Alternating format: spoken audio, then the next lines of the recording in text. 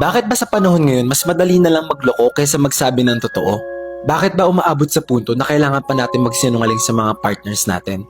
Bakit ba kailangan nagloloko pa tayo bago tayo umalis sa isang relasyon? Alam nyo hanggang sa ngayon, hindi ko naiintindihan kung bakit hanggang ngayon may mga taong mas pinipili nilang magloko kaysa magsabi ng totoo. Eto ha, kung gusto nyo makipaghiwalay sa mga partners ninyo, palagi nyong tatandaan that the least thing you can do to your partner is to be honest. Ang dali-dali lang naman sabihin na ayoko na kasi okay ako nagsawa ka, explain mo yung rason mo kung bakit ka nagsawa.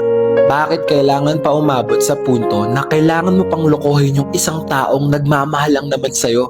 Bakit kailangan pa nating manira ng buhay kung ang solusyon lang naman ay magpapakatotoo tayo?